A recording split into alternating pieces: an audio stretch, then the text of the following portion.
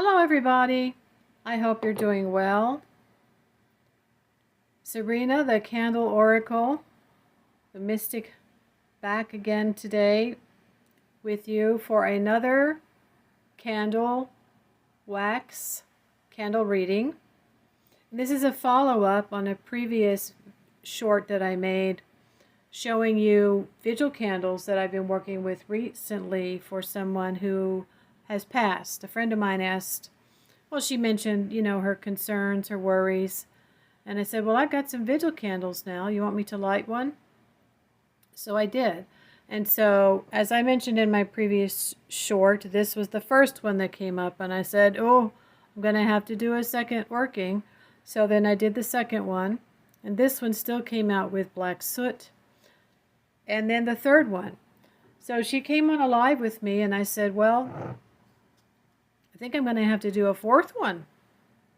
She said, okay, fine, I'll buy it. So I went to the store and I bought a couple, actually. And I lit the fourth one. So the day before he was to be buried, I lit this one.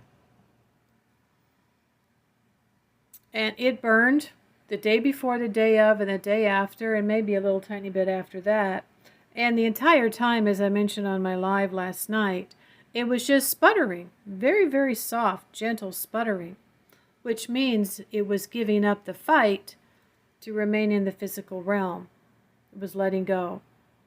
And finally, we've got a clean burn.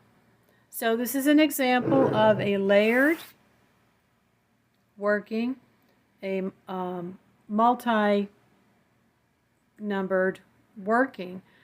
And sometimes this is what it takes when someone is ill or has been ill for a while, and in this case has passed from an illness. They hung on for longer than the doctors expected. And I was all prepared to do a fifth one if I had to. So yeah, the sacred flame did the work and helped with the transition. Now there is a little bit of wax left over, but I'm not going to count that because this is just such a clean burn. Okay, I'm going to be offering these vigil candle workings on my Kofi account. You can check it out. They're very good for determining whether or not someone has a parasitical attachment or, negativity, bad illness that we need to do more work on. And check it out, please.